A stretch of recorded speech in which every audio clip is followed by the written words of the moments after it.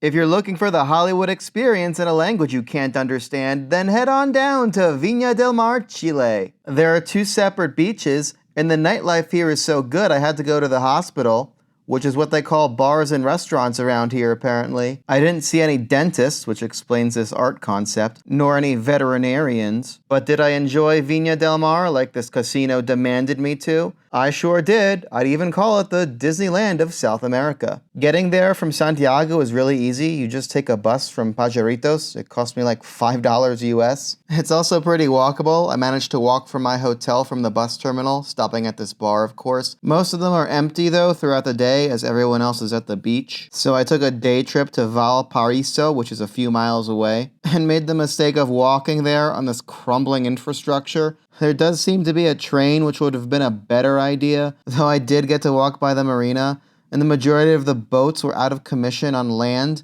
Don't these people like sailing? What gives here? Alright, so once you finally get to Valparaiso, you'll see it's a little bit more like Santiago, urban, a little bit more sketchy and dangerous if I'm being honest. What immediately stands out though is the street art on walls all over the place.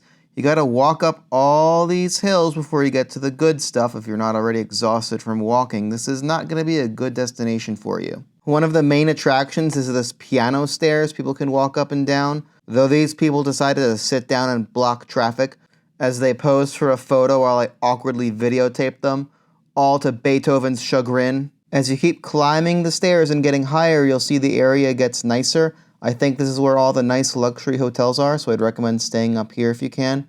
There's also this nice little venue. It looked like a church or something they probably used for weddings with a band outside. On my way out, I found this express stairway, which just went straight down. It seemed very popular. There's probably a more efficient way to get up here. And if you have a fetish for container ships, you can come here and watch them unload in front of all these people. Or you can come back to Viña del Mar and unload your wallet to these goods. I unloaded mine to this seafood here. They call it mariscos, and boy is it fresh. Some of the best I've had in my whole life. Nightlife in Viña del Mar is a blast if you love loud Spanish music, and they get started real late here in South America. Most people will go out at like 9 p.m. for dinner and drinks before they go clubbing. I kept finding myself at this Glasgow pub. I'd highly recommend it.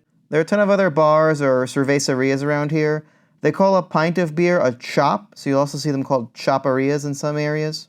I also noticed a surprising amount of activity at the local Burger King and McDonald's late at night, which makes sense if you don't go out to dinner. And overall, it's a pretty chill scene here at night, feels somewhat safe and low-key. Just make sure you be careful of cars and don't step into oncoming traffic. And you'll find a lot of locals hanging out by the beach at night, just dancing and having an overall good time. So I definitely had a much better time in Viña del Mar than in Santiago. Unfortunately, I only spent 4 nights here and a week in Santiago. I would suggest doing the opposite, maybe only spend 2 days in Santiago, but spend most of your time here at this nice beach town called Viña del Mar. Thanks for watching until the end. Subscribe if you haven't already.